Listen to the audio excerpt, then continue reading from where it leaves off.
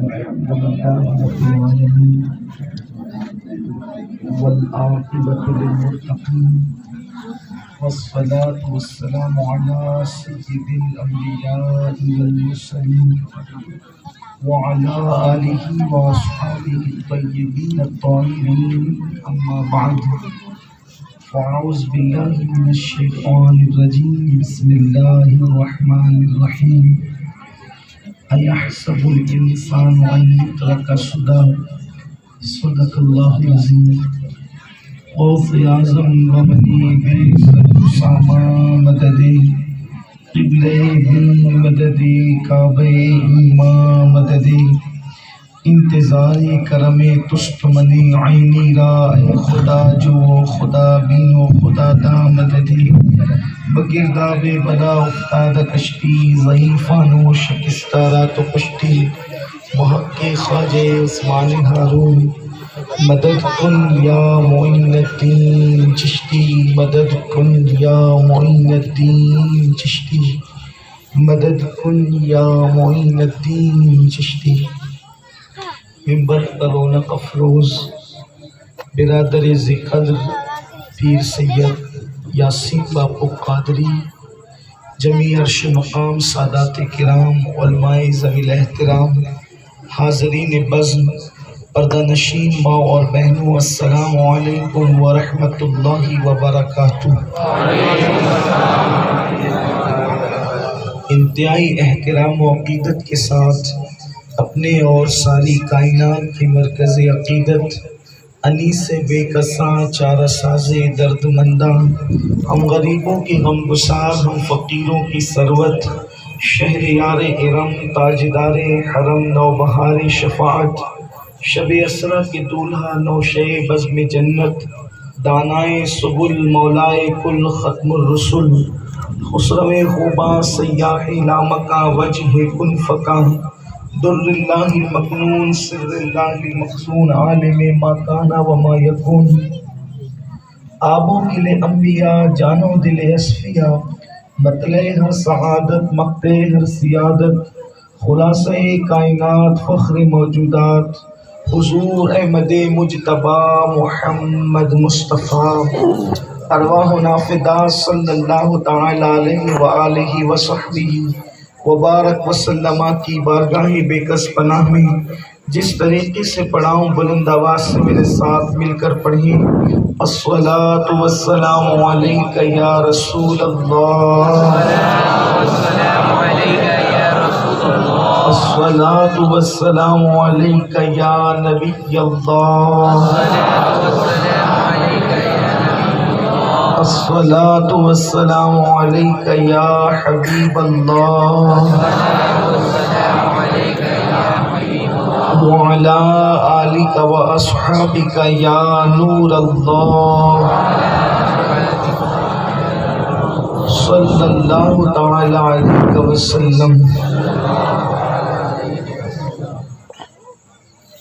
اللہ کی سرتابہ قدم شان ہے یہ انسان ہی انسان وہ انسان ہے یہ قرآن تو ایمان بتاتا ہے انہیں اور ایمان یہ کہتا ہے میری جان ہے یہ۔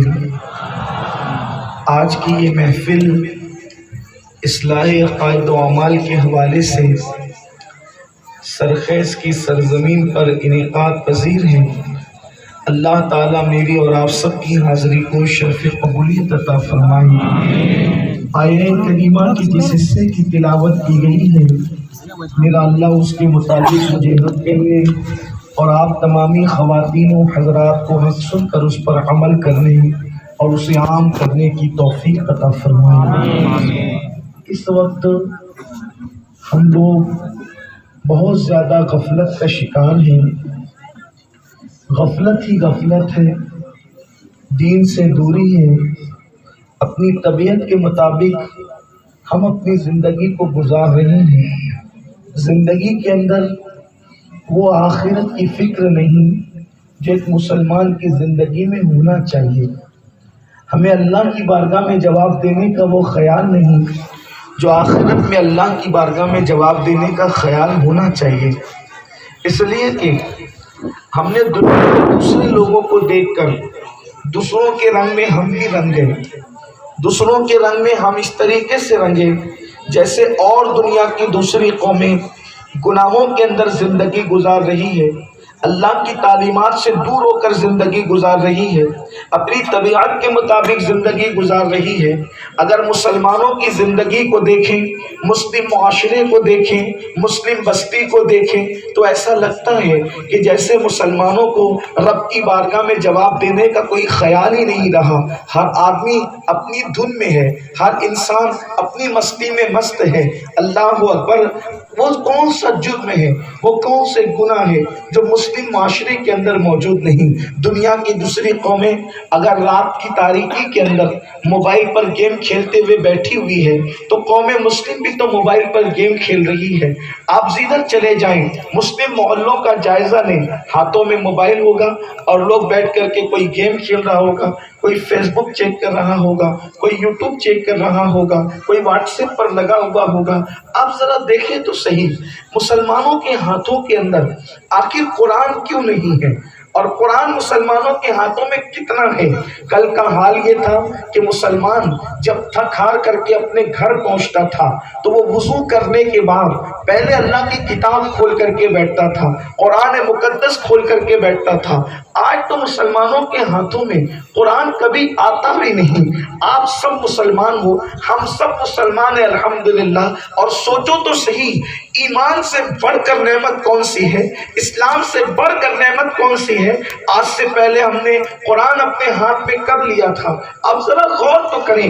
اور اگر قرآن ہم نے اپنے ہاتھوں میں ساری زندگی لیا ہی نہیں، ساری زندگی قرآن اٹھایا ہی نہیں، ساری زندگی قرآن پڑھا ہی نہیں، تو اس دن کیا ہوگا جب اللہ کی عدالت کے اندر قرآن مقدس شکایت کر رہا ہوگا کہ اللہ اس قوم نے مجھے چھوڑ دیا تھا، تو اللہ کی بارگاہ میں ہم جواب کیا دیں گے؟ مسلمانوں، مرنا ہے، مرنا، موت برحق ہے، اس دنیا سے جانا ہے، اس دنیا سے کوچ کرنا ہے، اس دنیا سے نکلنا ہے۔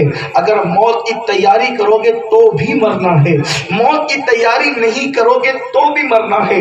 کتنی غفلت میں زندگی گزارو گے، کتنے گناہوں میں زندگی گزارو گے، کتنے جرائم میں زندگی گزارو گے، ذرا سوچو تو صحیح۔ ہر انسان ذرا غور کرے، ہر انسان ذرا تصور کرے۔ آئیے تھوڑی دیر اللہ تعالیٰ کی اس محفل میں، اس کے رسول کی محفل میں آئے ہوں، آؤ تھوڑی سی آخرت کی فکر کر لیتے ہیں، تھوڑی آخرت کے بارے میں سوچ لیتے ہیں، تھوڑی آخرت کے بارے میں غور کر لیتے ہیں۔ مسلمانوں سوچو، ایک مسلمان کی ذمہ داری کیا ہے؟ ایک مسلمان کی سوچ کیسی ہونی چاہیے؟ اللہ اکبر! جتنے دن تک اللہ دنیا میں رکھے اپنے کرم سے رکھے گا، لیکن ایک دن ہمیں اور آپ کو موت کا مزہ چکھنا پڑے گا۔ ایک دن ہم اور آپ اس دنیا سے جائیں گے، اس وقت ہمارا کیا حال ہوگا؟ آئیے ذرا تھوڑی دیر میں آپ سب کی توجہ چاہتا ہوں، بہت دھیان سے آنے والی گفتگو کو سننا۔ دیکھیے، آخر موت ہے، آخر دنیا سے جانا ہے، اور دنیا سے جاتے وقت کی کیفیت کیا ہوگی؟ دنیا سے جاتے وقت کے حالات کیا ہوں گے؟ ہم کیسے مریں گے؟ اس پر لوگ بھی آج بھی کھیل تماشا کرتے ہیں، ارے ہم مریں گے تو ایسے مریں گے اور اس طرح مریں گے۔ آپ کو کس نے بتا دیا کیسے مرو گے اور موت کیسے آئے گی؟ یاد رکھنا، جنت میں جانا سب کو ہے، ہر آدمی کہتا ہے میں جنتی ہوں، لیکن مرنے سے پہلے جنت کسی کو ملنا ہی نہیں ہے۔ جنت ملنا کب ہے؟ موت کے بعد، اور صرف مرنے کے بعد فوراً جنت نہیں ملنا۔ جنت میں جانے کا شوق سب کو ہے۔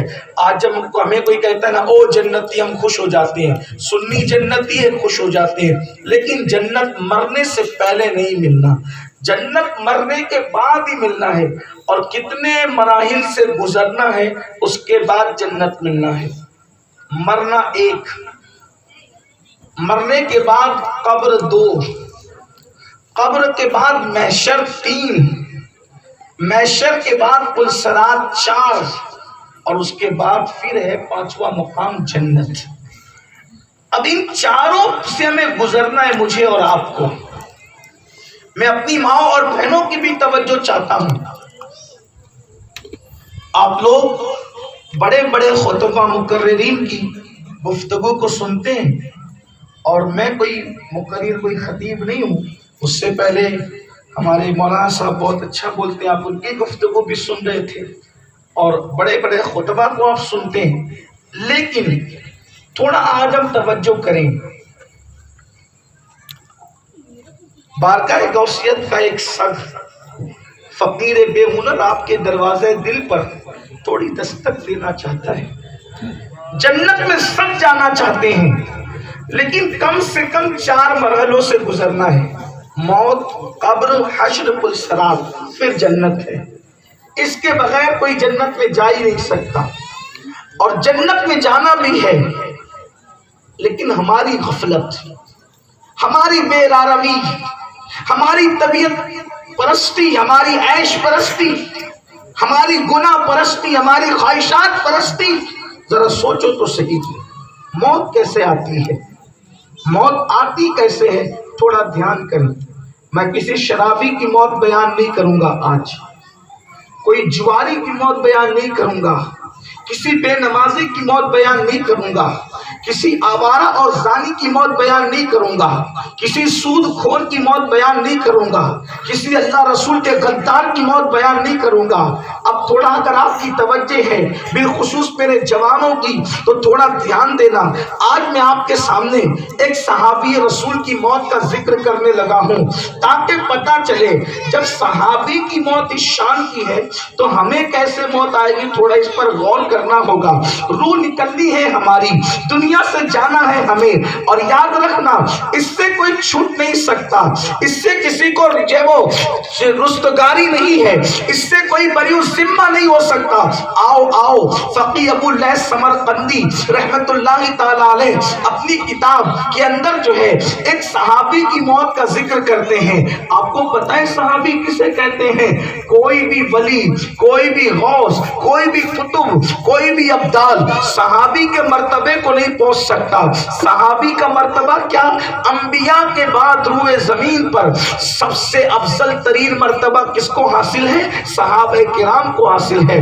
میرے نبی کا ہر صحابی جنتی ہے، میرے نبی کا ہر صحابی شان والا ہے، میرے نبی کا ہر صحابی مقام والا ہے۔ انہی صحابہ کرام میں صحابی کس کو کہتے ہیں؟ اگر میرے جوانوں کو نہیں پتا تو ایک اشارتاً ان کو بتا دوں، صحابی کس کو کہتے ہیں؟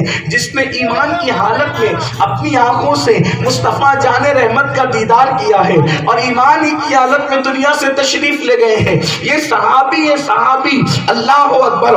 آپ اندازہ کریں اگر کوئی خواب میں نبی پاک کو دیکھ لے ہم اس کی کتنی عزت کرتے ہیں، لیکن صحابہ وہ ہیں جنہوں نے خواب میں نبی کو نہیں دیکھا بلکہ حالت بیداری میں دیکھا، حضور کے پیچھے نماز پڑھی، حضور علیہ السلام کے ساتھ بیٹھے، حضور کی صحبت میں رہے، اللہ اکبر! حضور علیہ السلام کے ساتھ بیٹھ کر انہیں کھانے کا شرف نصیب ہوا، حضور نے ان کے نکاح میں شرکت کی، حضور علیہ السلام نے ان کے بچوں کے کانوں میں اذانیں پڑھی، اللہ اکبر! یہ شان ہے صحابہ کرام رضوان اللہ تعالی علیہم اجمعین کی۔ جیسے ہم ایک دوسرے کو دیکھتے ہیں، صحابہ کرام میرے آقا کو دیکھا کرتے تھے، آئیے انہی صحابہ میں سے ایک صحابی ہیں جن کو ہم اور آپ حضرت سیدنا عمرو ابن عاص کے نام سے جانتے ہیں۔ یہ عمرو ابن عاص کوئی معمولی صحابی نہیں، جن کو میرے آقا علیہ السلام نے اپنی ظاہری حیات میں ایک جہاد کے لشکر کا امیر بنا کر کے بھیجا تھا۔ حضور جن کو مجاہدوں کا امیر بنائے وہ ہیں سیدنا عمرو ابن عاص رضی اللہ تعالیٰ عنہ۔ جب ان کے وصال کا وقت قریب آیا، جب وہ دنیا سے تشریف لے جانے لگے، جب وہ دنیا سے رخصت ہونے لگے، ان کی رخصتی کا وقت قریب آیا، اللہ اکبر! ہائے موت! موت کسے کہتے ہیں؟ موت بڑی دردناک ہے۔ ہم تو غافل ہیں، راتوں کو آوارگی میں گزار رہے ہیں، دن کو بے حیائی اور بے غیرتی میں گزار رہے ہیں۔ میری مائیں اور بہنیں بھی نہ سروں پر دوپٹہ ہے، نہ اللہ سے حیا ہے، نہ فرشتوں سے حیا ہے، نہ کسی اور سے حیا ہے۔ ہائے ہائے! سیریل دیکھا اسی کے پیچھے چل پڑے، فلمیں دیکھی اسی کے پیچھے چل پڑے، بچوں کی صحیح تربیت پر توجہ نہیں ہے، حرام غذا پر توجہ ہے، حلال پر توجہ نہیں ہے۔ لیکن اللہ اکبر! ایک وقت آئے گا ہم اور آپ پر جب موت کا فرشتہ ہمارے سراہنے کھڑا ہوگا، موت اپنے شکنجے میں جکڑ رہی ہوگی۔ اللہ اکبر، بیٹے سراہنے کھڑے ہیں لیکن بچا نہیں سکتے، ماں باپ سراہنے کھڑے ہیں لیکن بچا نہیں سکتے، بھائی بہن سراہنے کھڑے ہیں کوئی بچا نہیں سکتا، لوگ چمچے چمچے سے پانی پلا رہے ہوتے ہیں کوئی بچا نہیں سکتا، روح حلق میں اٹک رہی ہوتی ہے کوئی بچا نہیں سکتا۔ ہم تو کتنے گنہگار ہیں، اللہ اکبر، جن کی زندگی میں گناہ ہوئے ہی نہیں ان کی موت کیسے ہوتی ہے ذرا وہ بھی تو دیکھو۔ ہائے ہائے، اگر یہ حدیث میں نہ آیا ہوتا تو مجھے بیان کرنے کی ہمت نہیں ہوتی، اور یہ واقعہ کوئی دشمن صحابی بیان نہیں کر رہا ہے، جس صحابی کی موت کی لذت وہ چکھ رہے ہیں ان کا سگا اور حقیقی بیٹا جو خود بھی صحابی ہیں وہ بیان کر رہے ہیں۔ عبداللہ ابن عمرو ابن عاص کہتے ہیں کہ میرے بابا جب عمرو ابن عاص کو موت کا وقت آیا تو میں نے اپنے بابا سے پوچھا، ابا جان آپ اکثر کہا کرتے تھے نا کہ جب کوئی عقل مند دنیا سے جائے گا اور اس کے ہوش و حواس سلامت ہوں گے تو میں اس سے پوچھوں گا کہ موت کیسے آتی ہے، اس لیے کہ موت آتی ہے لوگ بتاتے نہیں کیسے آتی ہے، کیونکہ اکثر لوگوں کو موت سے پہلے ان کے ہاتھ سے طاقت چھن جاتی ہے، ان کے پیروں سے قوت چھن جاتی ہے، ان کا دماغ کام نہیں کرتا، اکثر لوگ مرنے سے پہلے ہی ہوش و حواس کھو دیتے ہیں۔ بہت کم لوگ ہیں دنیا میں جو مرتے وقت جن کے ہوش و حواس سلامت رہتے ہیں، جو آخری وقت تک بات چیت کرتے ہیں، جن کی عقل آخری وقت تک سلامت رہتی ہے، وہ بہت کم لوگ ہیں۔ زیادہ تر لوگوں کی تو عقل بھی چلی جاتی ہے، دماغ بھی کام نہیں کرتا، ہاتھ پیر بھی کام نہیں کرتے، بس ویسے ہی پڑے رہ کر کے دیکھتے رہتے ہیں، لوگ ان کے سراہنے کھڑے رہتے ہیں۔ ایسی ہی آتی ہے نا موت۔ حضرت عبداللہ ابن عمرو ابن عاص کہتے ہیں میرے والد اکثر تمنا کرتے تھے کیونکہ مرنے والا ہی صحیح موت کو بتا سکتا ہے، کیونکہ جس پہ گزرتی ہے وہی بتا سکتا ہے، اکثر لوگ بتا نہیں سکتے۔ جس نے ساری زندگی کبھی دال نہ کھائی ہو وہ دال کی لذت کیسے بتا سکتا ہے، جس نے ساری زندگی پھل نہ کھایا ہو وہ پھل کی لذت کیسے بتا سکتا ہے۔ تو سب بیان کرتے ہیں لیکن اصل جو موت کا واقعہ ہے جو مرنے والا بیان کر سکتا ہے دوسرا نہیں کر سکتا۔ عبداللہ ابن عمرو ابن عاص کی تمنا تھی کوئی عقل مند میرے سامنے مرے گا تو میں پوچھوں گا بتا کیسا لگ رہا ہے تاکہ مجھے احساس ہو کہ موت کیسے آتی ہے، لیکن اب حضرت عمرو ابن عاص کو دنیا میں کوئی ایسا عقل مند نہ مل سکا جس کو موت آ رہی ہو اس کی عقل سلامت ہو وہ بات بھی کر رہا ہو، ایسا کوئی بندہ نہ ملا۔ تو عبداللہ کہتے ہیں میرے والد کو جب موت آ رہی تھی میں ان کے سرانے بیٹھا تھا، میرے والد تھے بڑے عقل مند، میرے والد تھے بڑے دانا، تو میرے والد کو جب موت آئی تو میں نے کہا ابا جی آپ کو تو کوئی عقل مند نہ ملا کہ جو آپ کو موت بتا سکے، لیکن آپ مجھے مل گئے ہیں، آپ کو سکرات ہے، آپ کو موت آ رہی ہے، آپ کی روح ان قریب نکلنے والی ہے، بابا ذرا بتاؤ نا کہ موت کیسے آتی ہے، موت کیسے آتی ہے، کیسا لگ رہا ہے اس وقت آپ کو موت آ رہی ہے۔ کون؟ کوئی ولی نہیں، ولی لوگ جس کو اپنا آقا مانتے ہیں وہ صحابی حضرت عمرو ابن عاص کہتے ہیں، جس کو بیان کیا فقیہ ابو اللہ سمرقندی نے کہ عمرو ابن عاص نے جواب دیا میرے بیٹے تم مجھ سے پوچھتے ہو کہ موت کیسے آتی ہے، سنو موت کیسے آتی ہے۔ اگر کسی کے سینے پر زمین اور آسمان کو لپیٹ کر رکھ دیا جائے تو اس کے سینے کی کیفیت کیا ہوگی؟ اس وقت مجھے ایسا لگ رہا ہے جیسے زمین اور آسمان کو کسی نے میرے سینے کے اوپر رکھ دیا ہے۔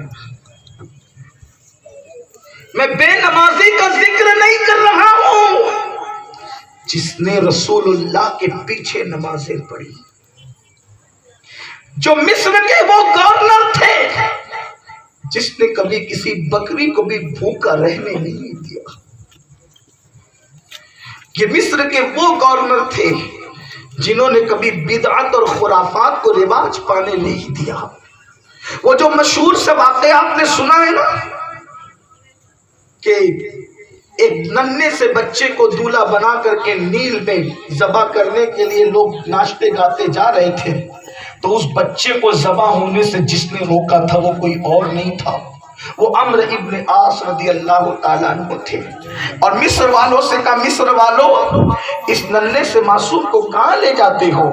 تو کہا کہ جب دریا خشک ہو جاتا ہے تو ہم ایک بچے کی بلی دیتے ہیں تو دریا شروع ہو جاتا ہے، اس بچے کو ذبح کرنے لے جا رہے ہیں۔ کہا میں ذبح ہونے نہیں دوں گا، میرا مذہب کسی بے گناہ کو ذبح کرنے کی اجازت نہیں دیتا۔ تو کہا پھر یہ دریا خشک ہو گیا ہے، یہ جاری کیسے ہوگا؟ تو آپ نے کہا تھا بالکل جاری ہوگا، اور آپ نے مدینہ منورہ خط لکھا تھا، تو مدینہ منورہ سے 2 خط آئے تھے، ایک خط عمرو ابن عاص کے نام آیا تھا اور دوسرا خط دریا کے نام آیا تھا۔ عمرو ابن عاص کو لکھا تھا دوسرا خط دریا کے نام ہے، یہ دریا میں لے جا کر کے دفن کر دو، اور دوسرا خط دریا کے لیے کیا تھا پتہ ہے؟ کوئی ہے دنیا میں دریا کو خط لکھنے والا؟ میرے نبی کا سچا جانشین سیدنا فاروق اعظم نے خط لکھا تھا، اے دریائے نیل اگر تو اپنی مرضی سے بہتا ہے، اگر تو اپنی مرضی سے بہتا ہے تو پھر تجھے جاری ہونے کی ضرورت نہیں، تو خشک ہے تجھے خشک ہی رہنا ہے، لیکن اگر تو اپنی مرضی سے جاری نہیں ہوتا، اور یقیناً تو اپنی مرضی سے جاری نہیں ہوتا، تو میرے اللہ کی مرضی سے جاری ہے، تو امیر المومنین مسلمانوں کا امام اور مصطفیٰ جان رحمت کا غلام اللہ کا بندہ عمر ابن خطاب تجھے حکم دیتا ہے کہ تو جاری ہو جا۔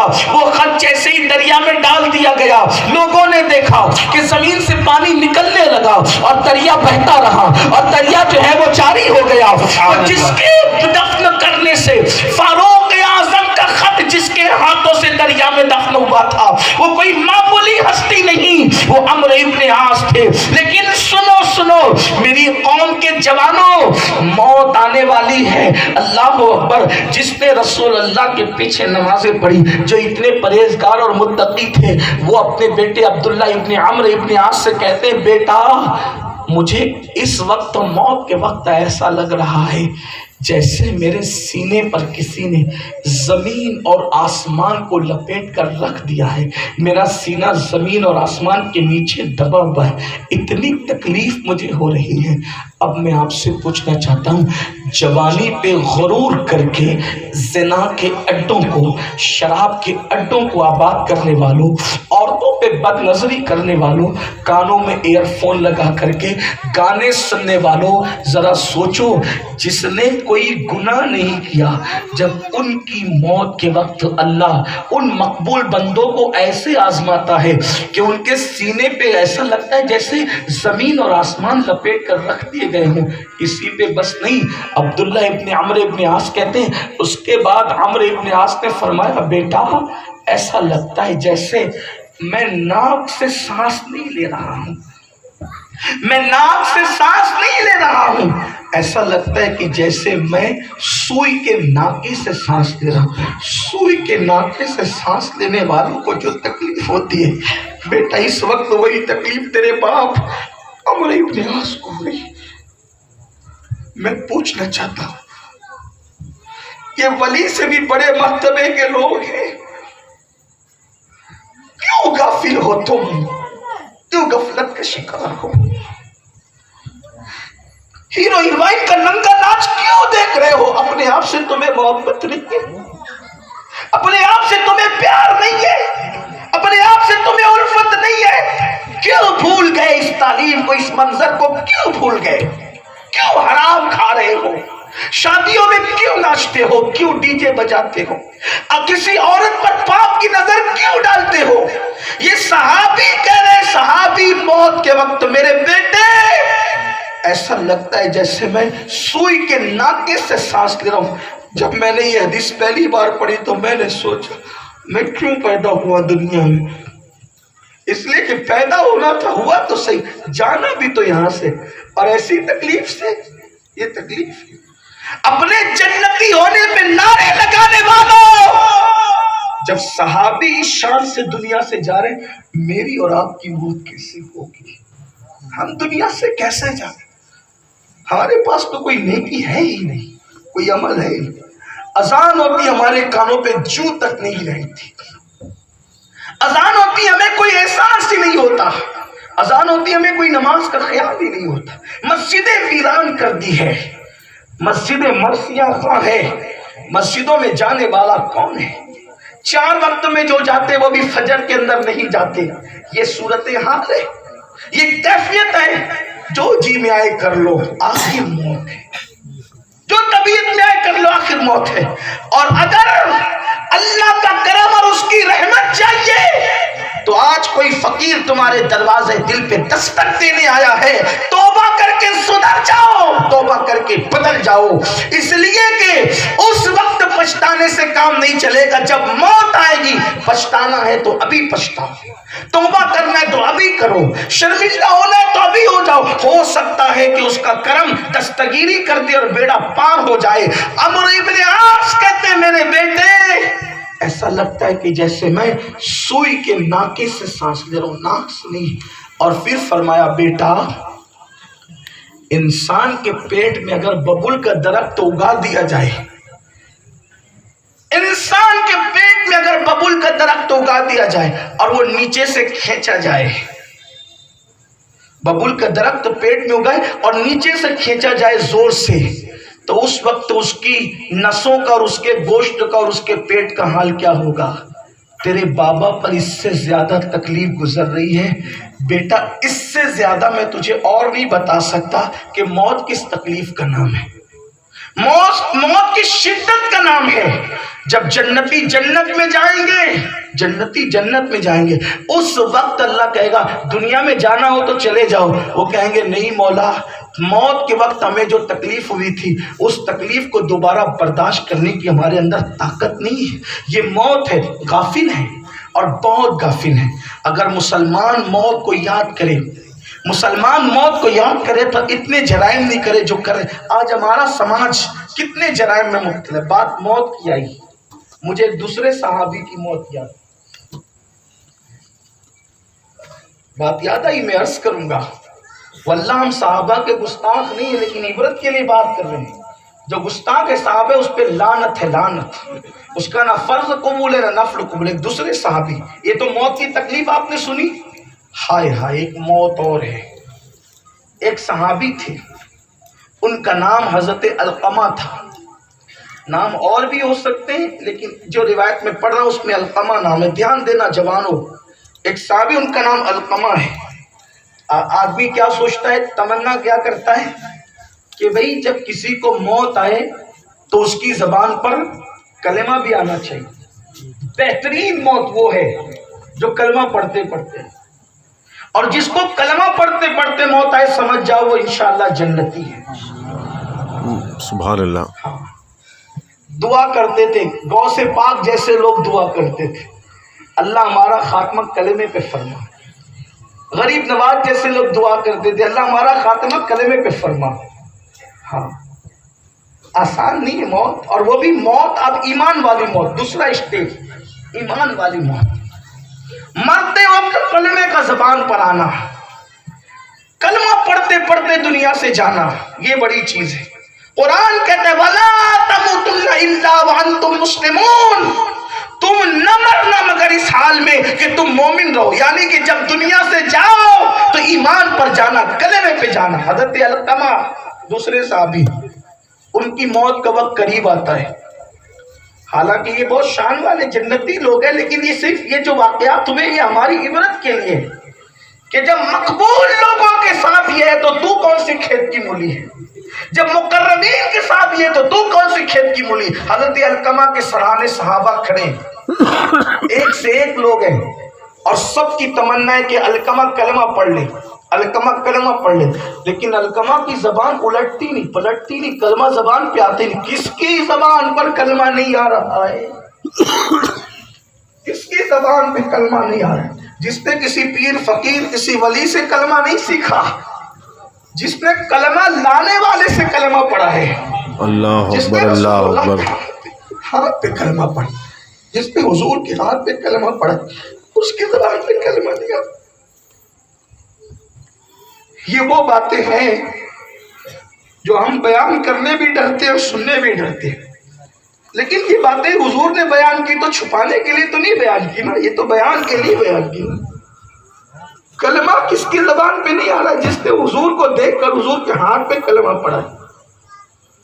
ہمیں تو کلمہ پڑھنا بھی نہیں آتا، ہمیں موت کے وقت ہماری زبان پہ کیا کلمہ آنا ہے. اللہ رحم کرے.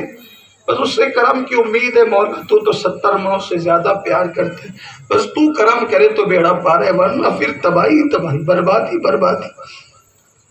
جانوروں کی طرح کھا پی کر کے سو کے موج مستیاں کر لی، یہ کوئی زندگی ہے؟ یہ کوئی زندگی نہیں ہے۔ اللہ کو منا لیا، اس کو راضی کر لیا تو انسان فرشتوں سے بہتر ہو گیا، اور اللہ کو راضی نہ کر سکا تو کتے سے بھی بدتر ہے انسان۔ پھر کیا ہے؟ کچھ نہیں ہے، اس کو راضی کرو۔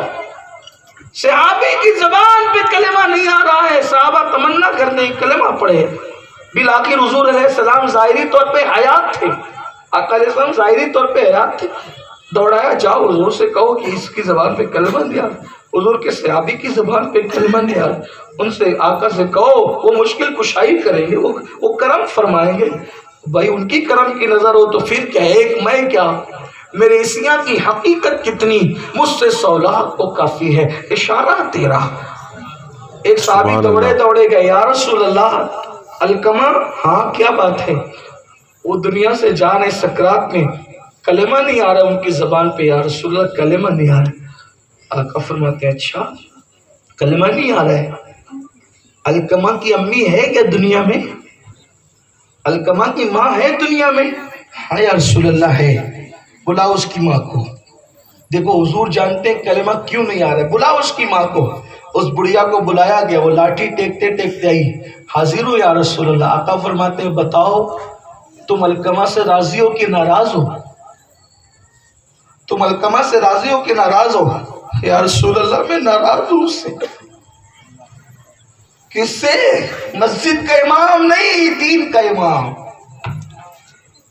نبی کے ہاتھ میں کلمہ پڑا ہے، ماں کہہ رہی میں اس سے راضی نہیں، میں ناراض ہوں، ناراض۔ آقا نے میں کیوں ناراض ہوں؟ دیکھو آقا کیسے ہمارے لیے معاملات کھولتے ہیں تاکہ ہم کچھ سیکھیں۔ کیوں ناراض ہے مائی؟ آقا ناراض ہونے کی وجہ ایک ہے، جب میں کوئی مشورہ دیتی تھی اور میرے مقابل میں اس کی بیوی کوئی مشورہ دیتی تھی تو میرا مشورہ رد کر دیتا تھا، بیوی کا قبول کر لیتا تھا، تو بس میں ناراض ہو جاتی تھی، بھی ناراض۔ اب بڈھے لوگ جو مشورہ دیتے ہیں وہ اولڈ مشورہ ہوتا ہے، وہ کوئی جب وہ زیادہ کوئی اس کی اہمیت نہیں ہوتی، کیونکہ بڑھاپے میں آدمی کا دماغ بھی کم کام کرتا ہے۔ تو ناراض کرتے نہیں تھے، ایک بات یاد رکھنا، ایک ہے ناراض کرنا اور ایک ہے ناراض ہونا، ٹھیک ہے؟ دو چیزیں۔ جرم کیا ہے؟ ناراض کرنے کا جرم ہے، میں ایسا کام کروں کہ کوئی ناراض ہو جائے، ٹھیک، لیکن ناراض ہونا تو بڑا نازک معاملہ ہے۔ میں نے یہ پھول یا اٹھا کر کے رکھ دیا، مولانا کو پسند نہیں تھا، مولانا ناراض ہو گئے، میرا ناراض کرنے کی منشا نہیں تھی، طبیعت نہیں تھی، میں نے مائک پٹک دیا، خیال بے خیالی کے اندر مائک والا بھیا ناراض ہو گیا، حالانکہ میری کوئی نیت اس کو ناراض کرنے کی نہیں تھی، میری زبان سے تقریر کرتے کرتے ایسا جملہ نکل گیا جو میں اصلاح کے لیے کہنا چاہتا ہوں، کسی کی سماعت میں گرا گزرا وہ ناراض ہو گیا، میرا ناراض کرنے کی تمنا نہیں تھی لیکن ہو گیا، تو میں کیا کروں؟ کوئی جرم تو ہے نہیں یہ۔ لیکن سوچو صحابی ماں کا ادب کرتے تھے، احترام کرتے تھے، لیکن بے خیالی میں ایسا ہو گیا کہ ماں نے کوئی مشورہ دیا جس میں فائدہ نہیں تھا اور بیوی نے مشورہ دیا فائدہ تھا، بیوی کا مشورہ قبول کر لیا، ماں ناراض ہو گئی، ان کو خبر بھی نہیں ہوئی کہ ماں ناراض ہے، پتہ بھی نہیں چلا، لیکن اسی ناراضگی کی بنیاد پہ ان کی زبان پہ کلمہ نہیں آ رہا تھا۔ آپ سوچو جس سے ماں ناراض ہوں، اس بنیاد پر توجہ کرنا، دھیان دینا۔ میں پھر کہتا ہوں، میں نے زندگی میں نہ کوئی تقریر کرنی ہے اور نہ آج کوئی تقریر کرنی، یہ تو ایک بس کسی تڑپنے والے کی چیخ اور پکار ہے، بس جو اپنی قوم کا برا حال دیکھ کر اس لیے چیخ رہا ہے کہ اس کا آخرت میں کچھ بھلا ہو جائے، بس اور کوئی بات نہیں۔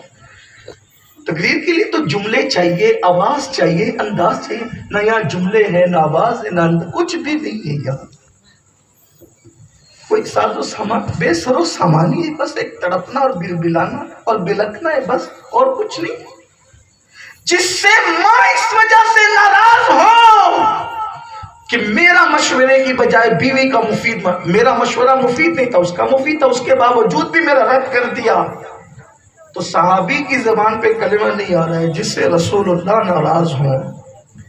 جو ماں کا دل دکھائے مرتے وقت اس کی زبان پہ کلمہ نہیں آتا جو رسول اللہ کا دل دکھائے، اس کی زبان پہ کلمہ کیسے آئے گا؟ آپ نبی کا دل نہیں دکھا رہے، ہماری ذات سے حضور کا دل نہیں دکھ رہا ہے۔ سوچو، جو داڑیاں مڈا کر کے گٹروں میں پھینکوا رہے ہوں، وہ حضور کو کتنی تکلیف پہنچاتے ہیں قبر رسول میں، قبر میں کتنی تکلیف پہنچاتے ہیں حضور کو۔ جو کانوں میں لگا کر کے گانے سنتے ہیں، سیریل دیکھتے ہیں، زنا کے مناظر دیکھتے ہیں، فلمیں دیکھتے ہیں، ہیروئن اور ہیرو کو ننگا ناچتے دیکھتے ہیں، وہ حضور کو کتنا دل دکھانے۔ جو سود کے دھندے کرتے ہیں، حرام دھندے کرتے ہیں، لاٹری کے دھندے کرتے ہیں، جوئے کے دھندے کرتے ہیں، وہ حضور کا کتنا دل دکھا رہے۔ جو راتوں رات کروڑ پتی بننے کے چکر میں جو جوان رمی کھیلتے ہیں، موبائل پر گیم کھیلتے ہیں، اس سے وہ پیسہ کماتے ہیں، حرام کما کر کے جہنم کی آگ جو اپنے پیٹ میں بھرتے ہیں، وہ حضور کا دل کتنا دکھا رہے۔ کہاں جس رسول نے پوری زندگی رو رو کر ہمارے لیے مغفرت کی دعائیں کی، اس رسول کا دل دکھا رہے ہو، اس رسول کے دل کو تکلیف پہنچا رہے ہو۔ سوچو، جب ماں کا دل دکھانے پر، بلکہ دکھانے نہیں دکھ جانے پر صحابی کی زبان پہ کلمہ نہیں آ رہا ہے، تو نبی کا دل دکھانے کی بنیاد پہ ہماری زبان پہ کلمہ کیسے آئے گا؟ جو ناپاک گھوم رہے ہیں، کھڑے ہو کے پیشاب کر رہے ہیں، شراب پی رہے ہیں، حضور کا وہ دل دکھانے۔ علقمہ کی ماں نے کہا آقا میں اس سے ناراض ہوں۔ اب حضور معاملے کو ختم کرنا چاہتے، حضور نے فرمایا اے علقمہ کی امی، میں کہتا ہوں کہ تم علقمہ سے خوش ہو جاؤ، راضی ہو جاؤ۔ نہیں یا رسول اللہ، میں اس سے راضی نہیں ہو سکتی، بہت دل دکھا ہے، بہت دل کو تکلیف پہنچی، میں اس سے ناراض ہی رہوں گی، میں اس سے راضی نہیں ہو سکتی۔ آقا نے پھر کیسا کرم کیا؟ آقا علیہ السلام نے ٹھیک کوئی بات نہیں، تم راضی نہیں ہوتی کوئی بات نہیں۔ دوسرے صحابہ سے کہا جاؤ لکڑیاں لاؤ چن کر کے، سوکھی لکڑیاں چن چن کر لاؤ۔ صحابہ جیسی ہٹنے لگے، وہ بوڑھی ماں کہتی آقا ان لکڑیوں کا آپ کیا کرنے والے، کیا کریں گے لکڑیوں کا؟ دیکھو ماں ہوتی ہے، ماں ہوتی ہے، ماں جیسی ممتا کسی کے پاس نہیں ہے۔ ہم محسوس کریں نہ کریں، ابھی باپو نے ماں کا ذکر کیا نا اشعار میں، تو مجھے بھی ماں یاد آئی۔ ماں کے سینے میں اولاد کے لیے جو درد بھرا دل ہے کسی کے پاس نہیں، لیکن یہ ہم آج ماں باپ کے ساتھ بھی جفا کر رہے ہیں، ماں باپ کے ساتھ بھی ہم بے وفائی کر رہے ہیں، غداری کر رہے ہیں۔ حال کیا ہے؟ ماں باپ ہم سے محبت کرتے ہیں۔ دیکھو سب کی محبت میں ایک مقصد ہوتا ہے، مفاد ہوتا ہے، لیکن ایک ماں باپ کی محبت ہے جو پیور ہوتی ہے، اس میں کوئی مفاد نہیں ہوتا۔ ہاں بیوی پیار کرتی ہے نا، بیوی کا پیار بہت قیمتی ہے، بڑے خوش نصیب ہے جن کو بیوی کا پیار ملتا ہے، لیکن بیوی پیار کرتی ہے، اس کے پیچھے بھی ایک مفاد ہوتا ہے۔ میں پیار کروں گی تو یہ پیار کرے گا، ایک مفاد ہے، ایک مفاد، اور کبھی وہ ٹوٹ سکتا ہے، اللہ نہ کرے کسی کو اللہ وہ دن دکھائے، لیکن کبھی بیوی کا پیار ٹوٹ سکتا ہے، ٹوٹتا بھی، طلاق ہو گئی، ٹوٹ گیا پیار، ختم ہو گیا، لیکن ماں باپ کا پیار کبھی ٹوٹتا نہیں، ماں باپ کا رشتہ بھی کبھی نہیں ٹوٹتا۔ ماں اگر مرغی ہو نا، مرغی، تو بھی اس کی ممتا کا عالم یہ ہے کہ اگر اس کے چوزے کو وہ دیکھتی ہے کہ خطرے میں ہے تو اپنے پروں کو وہ مرغی پھیلا کر کے چوزوں کو چھپا لیتے، خود کو خطرے میں ڈال کر کے چھپا لیتی ہے۔ اے میری قوم کے جوانوں، جتنی دیر تک تم موبائل کو دیتے ہو، کیا اتنا ٹائم کبھی تم نے اپنے ماں باپ کو بھی دیا؟ جتنا وقت تم موبائل کا چہرہ اور منہ پکڑ کر بیٹھتے ہو، کیا اتنا ٹائم آپ کبھی ماں باپ کا منہ پکڑ کر کے بیٹھے؟ کسی کے خوبصورت چہرے کو دیکھنے پر بھی وہ ثواب نہیں ملتا جو ماں باپ کے جھرری پڑے ہوئے چہروں کو دیکھنے سے ملتا ہے۔ میرے رسول نے، میرے نبی نے فرمایا، جس نے پیار سے ایک مرتبہ اپنی ماں کا یا اپنے باپ کا چہرہ دیکھا، اللہ اس کو مقبول حج کا ثواب عطا فرماتا ہے۔ سبحان اللہ، سبحان اللہ اللہ۔ مقبول حج کا ثواب عطا فرماتا ہے۔ ماں باپ بڑے قیمتی ہے، اور یاد رکھنا آج تو ماں باپ کی کوئی قدر ہی نہیں ہے۔ ماں باپ کو تو بڈھا، بڈھی، اڑگم دڑگم کیا کیا لوگ بولتے ہیں۔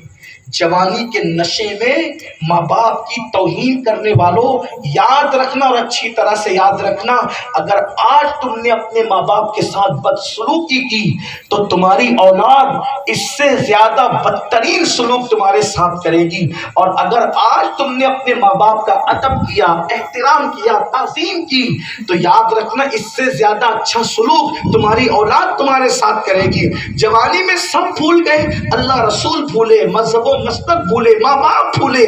جانتے ہو ماں باپ کا مقام کیا ہے؟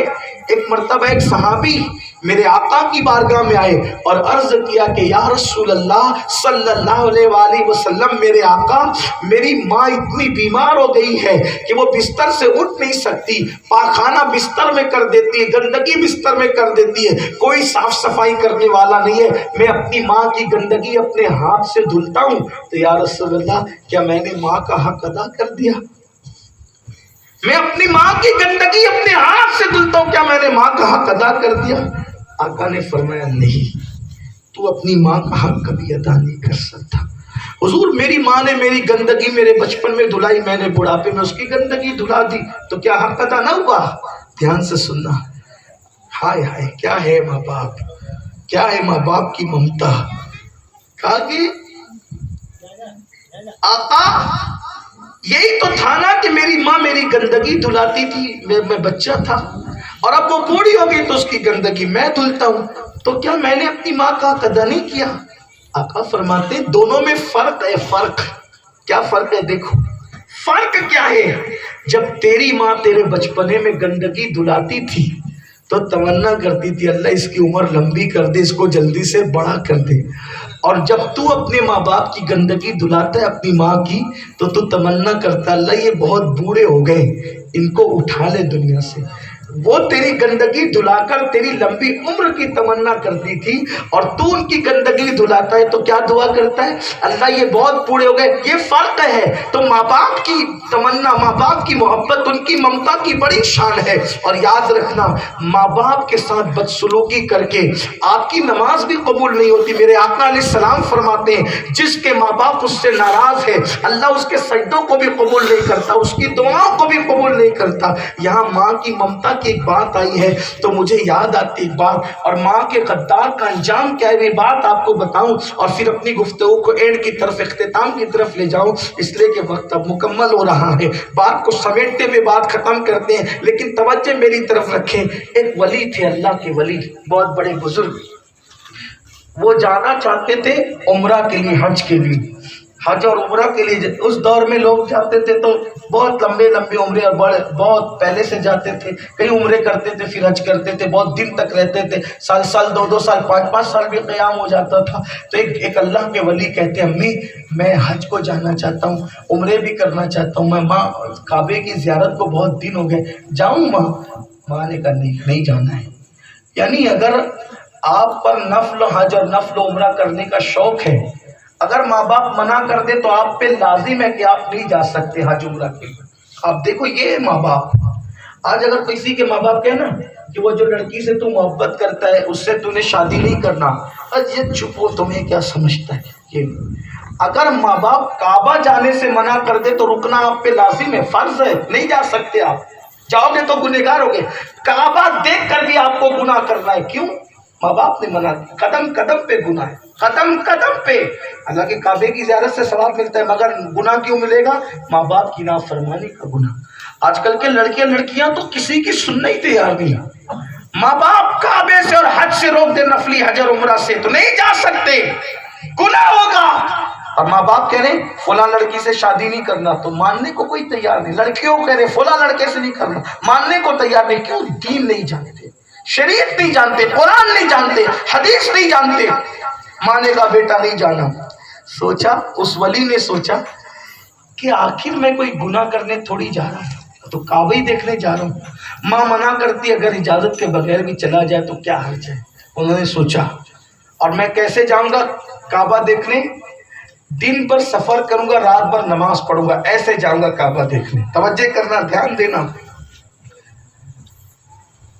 گھر سے نکلے، چلتے چلتے شام ہوئی، دن بھر تو ماں کو احساس نہیں ہوا کہ بھئی کوئی کام سے گیا ہوگا میرا بچہ۔ شام ہوئی، شام کو گھر نہیں آئے، عشاء ہو گئی گھر نہیں آئے رات کو، یہ ادھر کسی گاؤں میں پہنچ گئے چلتے چلتے، سوچا عشاء ہو گئی اب رات اسی مسجد میں قیام کریں گے، عبادت کریں گے۔ جب رات کو گھر نہیں آئے، ماں نے آسمان کی طرف نظر اٹھائی، اللہ میرا بیٹا جسے دنیا ولی کہتی ہے، بہت بڑا پیر ہے اپنے وقت کا، میری اجازت کے بغیر کعبے کے سفر کو چلا گیا۔ بس تڑپ گئی، حالانکہ جلدی ایسا نہیں ہوتا لیکن تڑپ گئی، تڑپ کر کہتی ہے مولا چونکہ ماں کی اجازت کے بغیر نکلا ہے کعبے کو جانے کے لیے، کعبے تک پہنچنے نہ پائے۔ ماں کے منہ سے کیا نکل گیا؟ کعبے تک پہنچنے نہ پائے، بس اتنا نکلنا تھا۔ ادھر رات ہوئی، اسی گاؤں میں چور آیا، اور چور آنے کے بعد چوری کر کے بھاگے۔ جب بھاگے تو گاؤں والے بیدار ہو گئے، چور چور چور چور چلانے لگے۔ چور نے کیا کیا؟ مسجد والی گلی میں گھسا، پتہ نہیں کہاں چھپ گیا، کہاں غائب ہو گیا۔ لوگوں کو ایسا لگا کہ چور گھسا مسجد کے اندر، لوگوں کو شبہ ہوا چور گھسا مسجد میں۔ مسجد میں گئے، چراغ جلایا تو دیکھا ایک بندہ سجدے میں رو رہا ہے۔ لوگوں نے کہا یہ مکار کو دیکھو، چوری کر کے بھاگتا اور پکڑا جاتا ہے تو سجدے میں جا کر بچنے کے لیے روتا ہے، یہ مکار ہے۔ اٹھایا، خوب مارا پیٹا، جیل میں بند کر دیا، کہا صبح دیکھیں گے۔ صبح ہوئی، قاضی کے پاس لے گئے، اس چور کی کیا سزا ہے؟ جو چوری کرتا ہے پکڑا جاتا ہے، پکڑانے کے خوف سے مسجد میں گھس کر کے سجدہ کرتا ہے اور سجدے کو بدنام کرتا ہے، اس چور کی سزا کیا ہے؟ قاضی نے اعلان کیا اس کے ہاتھ کاٹ دو، اس کے پیر کاٹ دو، اس کی آنکھیں بھی نکال دو، اندھا کر دو۔ ہاتھ کاٹے، پیر کاٹے، آنکھیں نکال لی۔ اب قاضی نے کہا پورے گاؤں میں گھماؤ اور اعلان کرو یہ اس چور کی سزا ہے، یہ اس چور کی سزا ہے جو چوری کرنے کے لیے آیا اور جب پکڑانے لگا تو اس نے سجدے کو بدنام کر کے مسجد میں گھس گیا اور رونے لگا، سجدے کو بدنام کیا۔ ایسا چور جو چوری کرے اور سجدے کو بدنام کرے اس کو آئندہ یہی سزا دی جائے گی۔ جب اعلان کرنے والے نے اعلان کیا تو اس بزرگ نے روتے ہوئے کہا بیٹے ایسے اعلان مت کر، میں بتاتا ہوں سچ اعلان کیا ہے۔ اعلان کر جو ماں کی اجازت کے بغیر کعبے کو جانے کو نکلا تھا یہ اس کی سزا ہے، تاکہ کوئی ماں باپ کی اجازت کے بغیر کعبے کا سفر نہ کرے۔ جب لوگوں نے سنا کہا آپ کون ہیں؟ تو میں فلاں ہوں، مجھے پہچانا نہیں، کرے یہ تو ہماری بازو کے بستی کے بہت بڑے ولی ہیں، بہت بڑے پیر ہیں، بڑے متقی پرہیزگار ہیں۔ اللہ اکبر۔ اب لوگوں کو خیال آیا کہ اگر اس بستی کے لوگوں کو پتہ چلے گا ہمارے گاؤں کی اینٹ سے اینٹ بجا دے کہ ان کے پیر کے ساتھ ہم نے یہ سلوک کیا۔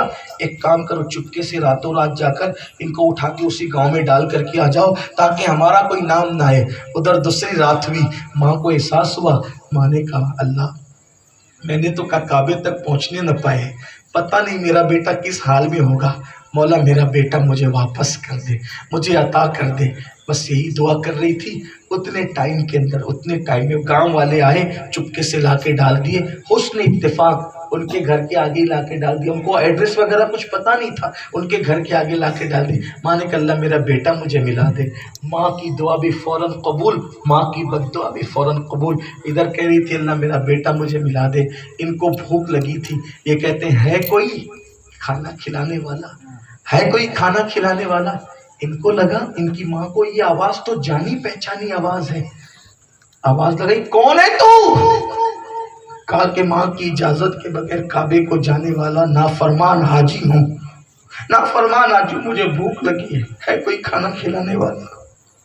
کہا اے فقیر، اے فقیر ہاتھ بڑھا، کیونکہ تم میرے لیے اجنبی ہے، ہاتھ بڑھا، اجنبی ہے تاکہ میں تجھے بھیک دوں۔ کہا مائی میرے ہاتھ کٹے ہوئے ہیں۔ کہا چل کرا تاکہ تیری جھولی میں کھانا ڈال دوں۔ کہا میرے پیر بھی کٹے ہوئے۔ کافی تو نہ محرم ہے، میں تیرے سامنے بے پردہ نہیں آ سکتی، تو نہ محرم ہے۔ کہا مائی میری آنکھیں بھی کٹی ہوئی ہے، میں اندھا ہوں۔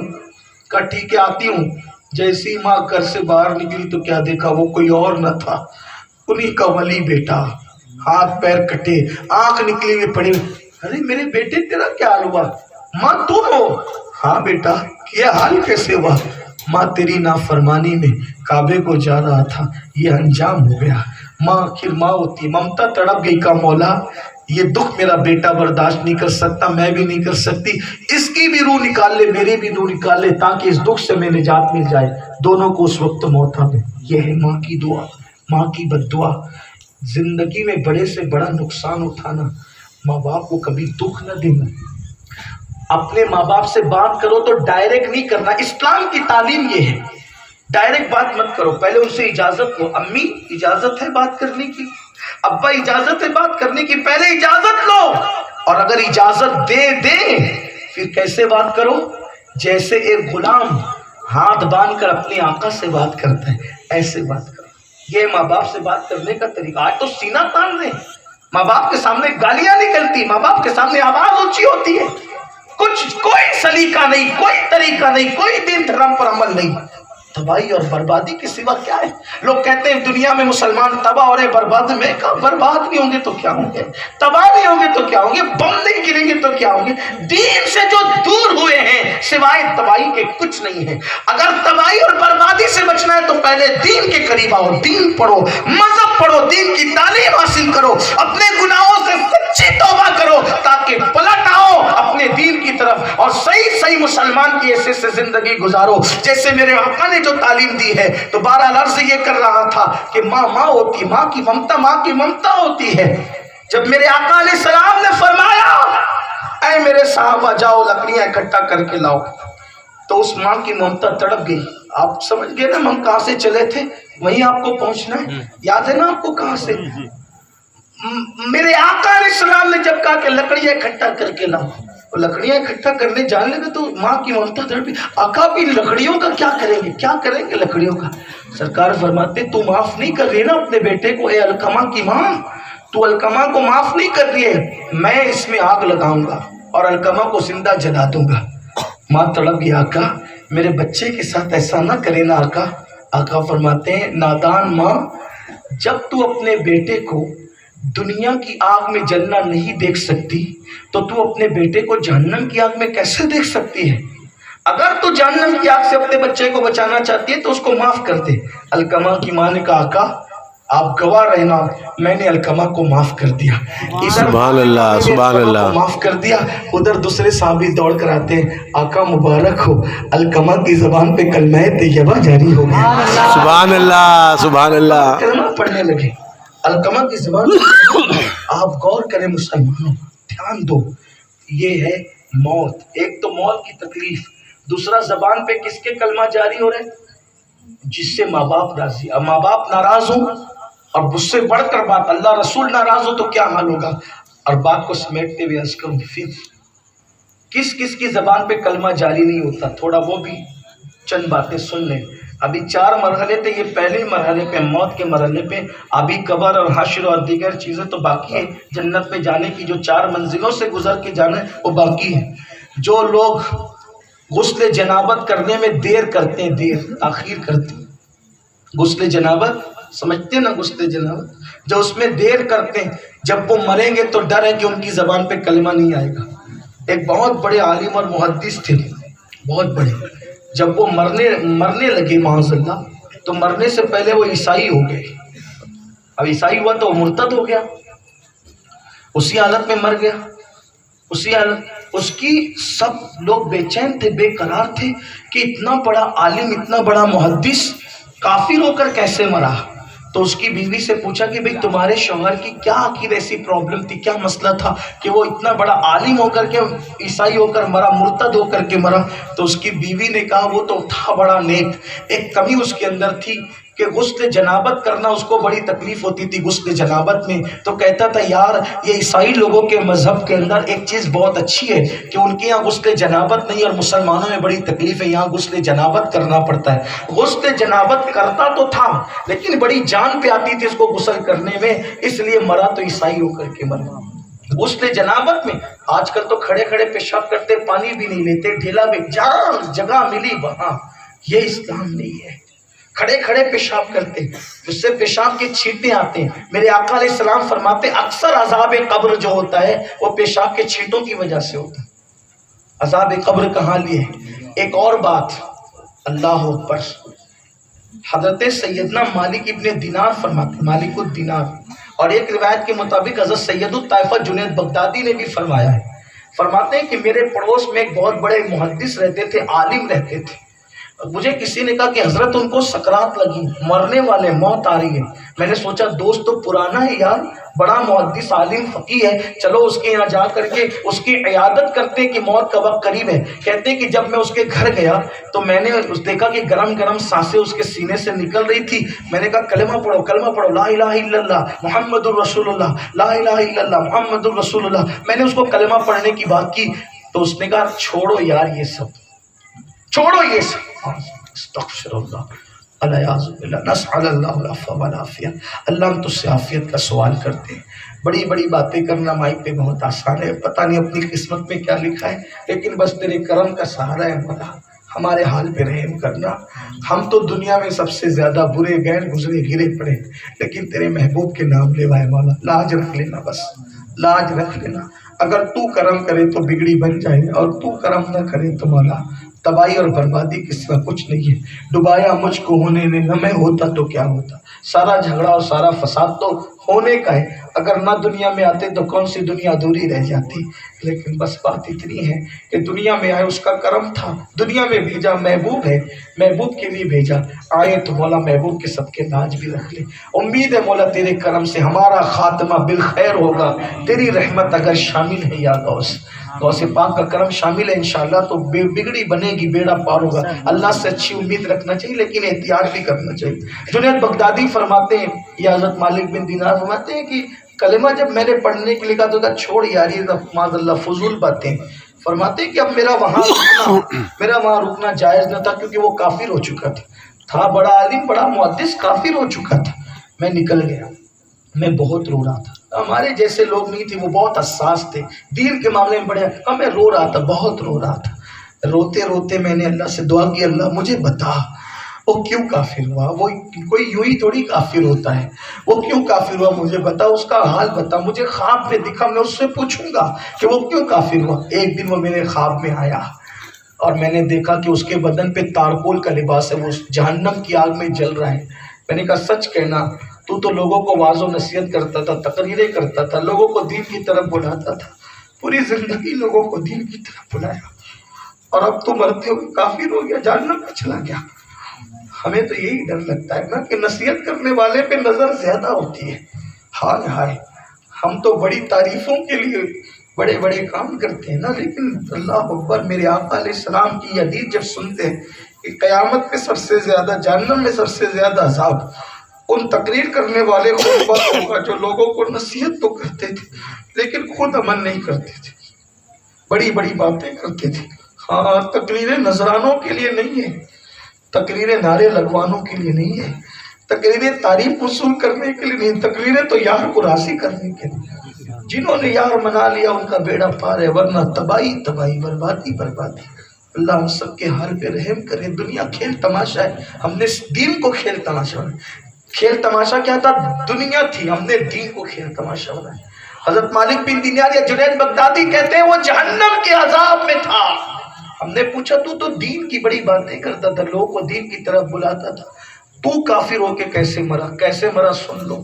وہ کہتا ہے حضرت کیا کروں، مجھے ایک بیماری تھی، مجھے ایک بیماری تھی۔ مسلمان طبیبوں کے، حکیموں کے پاس گیا، مجھے کسی نے علاج نہیں بتایا۔ مسلمان ڈاکٹر حکیموں کے پاس گیا، کسی نے علاج نہیں بتایا۔ ایک عیسائی طبیب تھا بغداد میں، حکیم تھا، اس کے پاس گیا۔ میں نے اس سے پوچھا میری یہ بیماری کا علاج کیا ہے؟ تو اس نے کہا دیکھو، سال میں 1 کٹورا بھر کے شراب پینا پڑے گا تم کو، سال میں 1 کٹورا بھر کے شراب پینا پڑے گا، تمہاری بیماری دب جائے گی۔ تو اس نے کہا کہ میں اپنی بیماری دور کرنے کے لیے 1 سال میں 1 کٹورا شراب چپکے سے پی لیا کرتا تھا تاکہ میری بیماری پہ کنٹرول ہو۔ تو بطور دوا میں شراب کو کٹورا بھر کے پی لیتا تھا 1 سال میں 1 مرتبہ۔ اس لیے جب مرنے لگا تو 1 کٹورے شراب کی یہ لعنت اور نحوست تھی کہ مرتے مرتے کافر ہو گیا۔ آپ مجھے بتاؤ، جو دوا کے طور پہ سال میں 1 کٹورا شراب پیے تو مرنے سے پہلے وہ کافر ہو جاتا ہے۔ جو لوگ روزانہ شراب پیتے، جو روز نشہ کرتے، جو چرس پیتے، گانجا پیتے، جو الگ الگ طور پہ نشہ کرتے، ان کا حال کیا ہوگا؟ اللہ کے بندو، جنت اپنے باپ کی کھیتی اور جاگیر نہیں ہے، اور اللہ ہماری طبیعت کے مطابق فیصلہ نہیں کرے گا، اللہ اپنی مرضی کے مطابق فیصلہ کرے گا۔ اس لیے اللہ سے ڈرو۔ اللہ قرآن میں فرماتا ہے اَيَحْسَبُ الْإِنسَانُ أَن يُتْرَكَ سُدًى، کیا انسان یہ تصور کرتا ہے کہ انسان یہ سوچتا ہے کہ اللہ حساب لیے بغیر اس کو چھوڑ دے گا؟ اللہ تم سے حساب لے گا۔ سرکار غریب نواز معین ملت والدین غریب نواز فرماتے ہیں اگر کسی بندے نے کسی مسلمان کو گالی دی، گالی، اور اس سے معافی نہیں مانگی اور اس سے توبہ نہیں کی، تو مجھے ڈر ہے جب مرے گا تو کافر ہو کے مرے گا۔ گالی دینے والے کی زبان پہ مرتے وقت کلمہ نہیں آئے گا۔ یہ میرے غریب نواز کا فرمان ہے۔ آپ جانتے ہیں ہم یہ چیزیں بھلا چکے، ہمیں کیا یاد ہے؟ غریب نواز کی چھٹی یاد ہے، ہمیں غریب نواز کی تعلیم یاد نہیں ہے، ہمیں غریب نواز کے مزار پہ پھول ڈالنا یاد ہے، ہمیں غریب نواز کی تعلیم یاد نہیں ہے۔ آپ جانتے ہیں سرکار غریب نواز رضی اللہ تعالیٰ آخری کے 70 سال، اپنی زندگی کے آخری کے 70 سال نہ دن کو سوئے نہ رات کو سوئے، صرف عبادت کرتے تھے، زمین پہ پیٹ تک نہیں لگائی۔ جب لوگ پوچھتے تھے آپ کیوں نہیں سوتے، کہا مجھے شرم آتی ہے، جس کا آقا جاگ رہا ہو اس کا غلام کیسے سو سکتا ہے، اس لیے مجھے سونے میں شرم آتی ہے۔ حالانکہ اس منصب پر ہم فائز نہیں ہیں، لیکن اللہ اکبر، اس لیے میں اپنی بہنوں سے بھی کہتا ہوں اگر غریب نواز جیسا بیٹا پیدا کرنا ہے تو ام الورا ماں بننا پڑے گا، تب کہیں جا کر کے غریب نواز جیسا بیٹا پیدا ہوگا۔ آج تقریروں سے ہم بچوں کو سدھارنا چاہتے ہیں، صرف تقریریں بچوں کو نہیں سدھار سکتی جب تک کہ ماں باپ کا کردار سچا نہ ہو، ماں باپ کا کردار صحیح نہ ہو۔ جب غریب نواز ہندوستان کی سرحد پہ پہنچے، سرحد ہند پر 5 لاکھ کافروں کو مسلمان کر چکے تھے، اپنی ماں کو خط لکھتے ہیں، یہ ایک تاریخی روایت ہے، اس میں اختلاف بھی، اپنی ماں کو خط لکھتے ہیں امی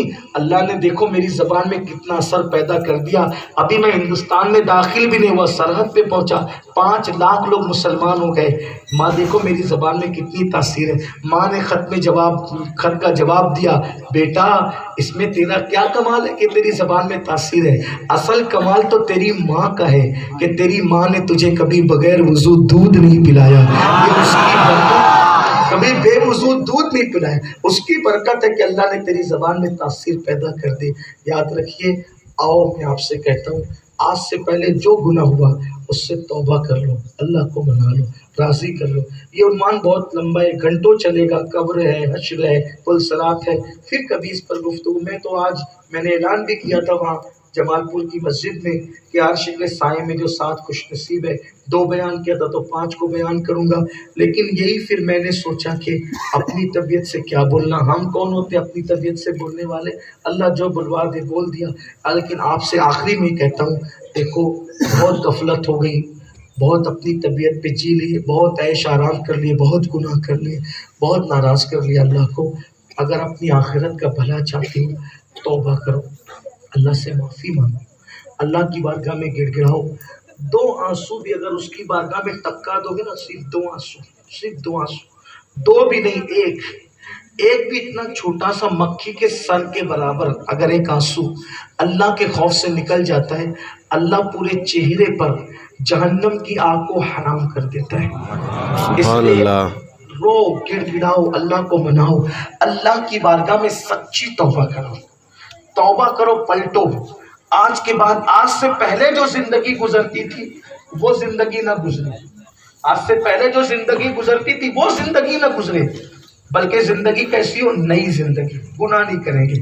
اگر آپ اجازت دیں ایک توبہ کا ایک واقعہ پڑھتا ہوں اور بہت خوبصورت ہے۔ دیکھو زندگی میں توبہ کر لینا ضروری ہے، نہیں کرو گے پچھتاؤ گے، بغیر توبہ کے مرو گے جہنم، اور وہی کیسی جہنم، جنہوں نے اللہ کو راضی نہیں کیا، توبہ نہیں کیا، معاذ اللہ کفر پہ مرے اللہ کی ناراضگی کی وجہ سے، ان کا ٹھکانہ ہمیشہ ہمیشہ جہنم ہے، کبھی نہیں نکالے جائیں گے وہ جہنم سے، ہمیشہ رہیں گے، بہت بربادی، اللہ سب کے حال پہ رہیں گے۔ توبہ کر لی بیڑا پار۔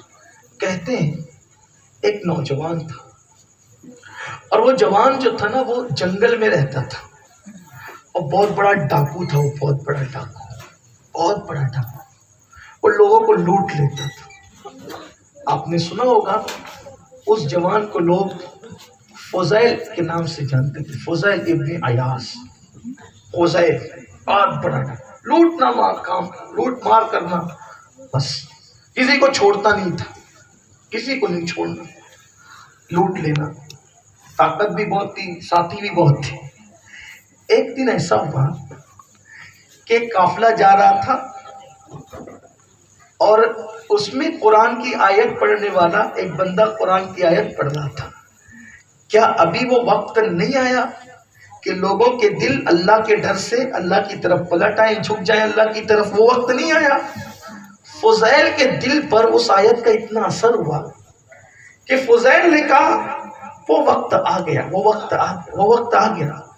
اب جب وہ وقت آ گیا تو پھر انہوں نے اسی وقت توبہ کر لی۔ اچھا، ہمارے مذہب اسلام میں توبہ کرنے کے لیے مسجد میں جانا ضروری نہیں ہے، کعبے تک جانا ضروری نہیں ہے، کہیں پہنچنا ضروری نہیں ہے، جہاں ہو وہیں اپنے نبی کو وسیلہ بنا کے سچے دل سے توبہ کر لی، اللہ وہی معاف کر دیتا۔ سبحان اللہ۔ دروازہ کھلا ہے، جو توبہ کرے اللہ اسے معاف کر دے، جو توبہ کرے اللہ اسے معاف کر دے، جو توبہ کرے اللہ اس کو معاف کر دے۔ ادھر توبہ کی، اچھا جو توبہ کرتا ہے نا پھر اللہ اس کو آزماتا ہے۔ توبہ کرنے والوں کو پہلے پبلک بعد میں آزماتی ہے، پہلے اللہ ہی آزماتا ہے۔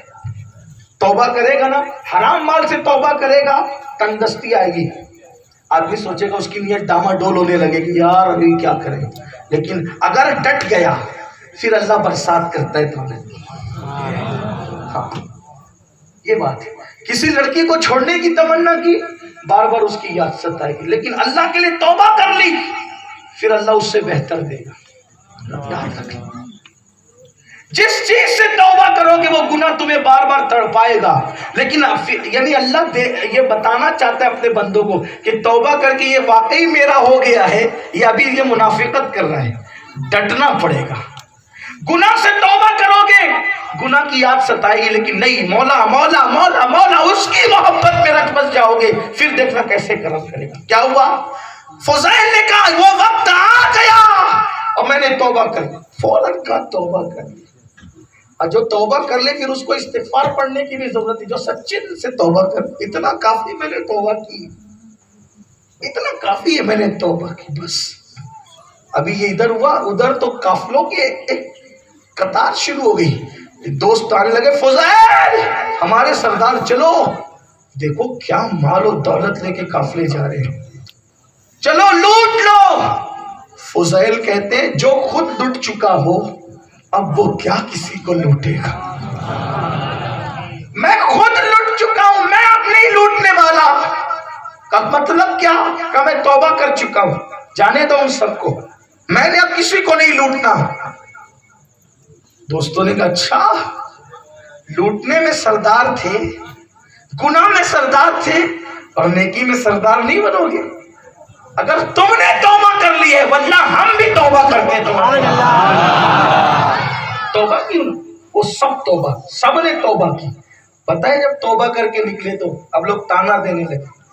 اچھا، ہمارے بزرگوں نے بہت خوبصورت بات لکھی ہے، فضیل کو توبہ کی توفیق کیوں ہی پتہ ہے؟ اس کی ایک وجہ تھی۔ دیکھو توبہ کے پیچھے کوئی نہ کوئی وجہ ہوتی، توفیق ایسے نہیں ملتی، اور تباہی کے پیچھے بھی کوئی نہ کوئی وجہ ہوتی ہے، ایسی بربادی نہیں ہوتی۔ فضیل اتنے ہی سخت دل تھے، سب کو لوٹ لیتے تھے، مگر ان کی عادت تھی مردوں کو لوٹیں گے، عورتوں کو نہیں لوٹیں گے، عورتوں پہ ہاتھ نہیں اٹھائیں گے۔ عورتوں پہ نرمی کرنے کے صدقے اللہ نے ان کو توبہ کی توفیق عطا فرمائی۔ اب بتاؤ، جنگلوں میں کوئی عورت پر رحم کرے تو اللہ اس کو اتنا بڑا مقام عطا کرتا ہے، کوئی اپنے گھر کی خواتین پہ رحم کرے، ان کے ساتھ محبت کرے، ان کے ساتھ اچھا سلوک کرے، اللہ اس کو کیا مقام عطا کرے گا۔ اب توبہ ہو گئی، توبہ کے بعد لوگ تانا دے رہے، یہ کر رہے وہ کر رہے۔ فضیل بن عیاض نے کہا بھائی دیکھو، ایسا کرنا پڑے گا کہ ہمارے پاس مال تو ہے نہیں، مال تو سب کا لے کر کے کھا گئے، لٹا لیا، عیش کر لیا، کچھ تو ہے نہیں۔ اب لوگ کہتے ہیں کہ معافی مانگو سب سے، تو جو یاد ہے ان سے معافی مانگو، جو نہیں یاد ان کو چھوڑ دو، اور ٹھیک ہے۔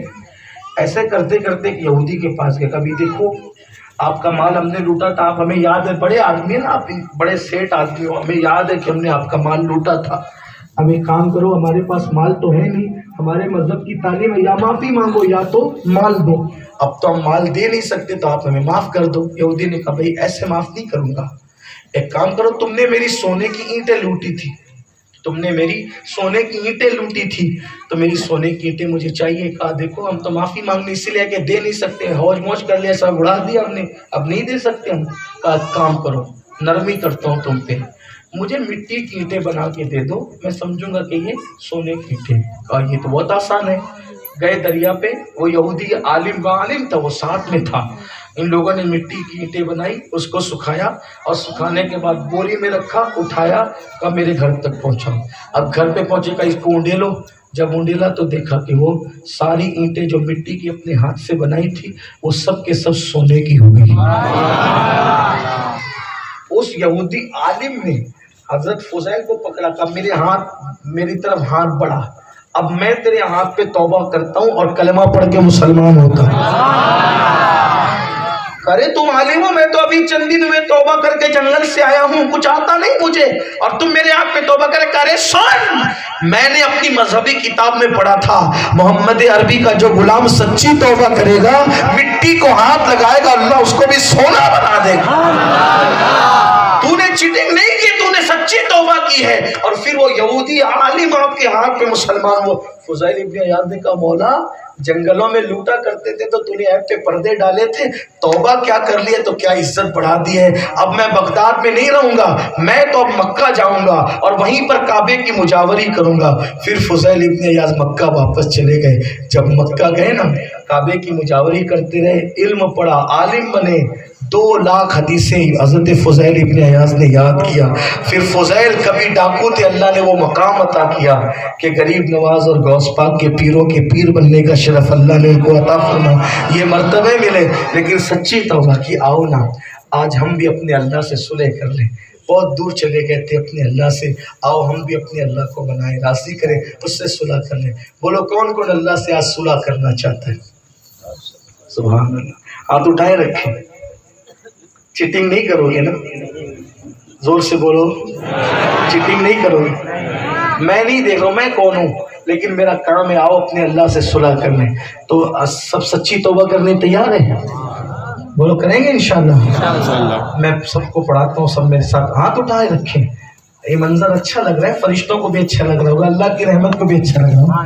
سب اٹھائے، پڑھے ہاتھ اٹھا کر، دونوں ہاتھ اٹھانے اور پڑھے اللہ کو کہو بنا کے استغفر اللہ استغفر اللہ ربی من کل ذنب واتوب الیہ استغفر اللہ استغفر اللہ استغفر اللہ ربی من کل ذنب واتوب الیہ استغفر اللہ ربی من کل واتوب الیہ لا الہ الا اللہ محمد رسول اللہ۔ اللہ اپنی زندگی کے جانے انجانے کے تمام گناہوں سے تیرے محبوب کو، ان کی آل پاک کو وسیلہ بنا کر توبہ کرتے ہیں۔ ہماری توبہ قبول فرما، اللہ ہم سب کی توبہ قبول کرے۔ آج وہاں تو اٹھائے رکھے، آپ نے توبہ کی اللہ کے وعدے کے مطابق، آج آپ گناہوں سے ایسے پاک ہو گئے کہ آپ کے نام ہمارے کوئی گناہ ہے ہی نہیں۔ لیکن اب نماز نہیں چھوڑیں گے، بولو انشاءاللہ نماز چھوڑیں گے نہیں؟ چھوڑیں گے نا؟ پڑھیں گے نا انشاءاللہ؟ نماز سب پڑھیں گے انشاءاللہ؟ انشاءاللہ۔ دوسری بات، گھر جا کر اپنے ماں باپ اگر حیات ہو، پہلا کام کرنا ہمیں معاف کر دو، آپ ہم سے راضی ہو جاؤ۔ بولو کرو گے انشاءاللہ؟ انشاءاللہ۔ السلام علیکم ورحمۃ اللہ وبرکاتہ۔ السلام علیکم۔ مکتبہ طیبہ لگا ہوا ہے۔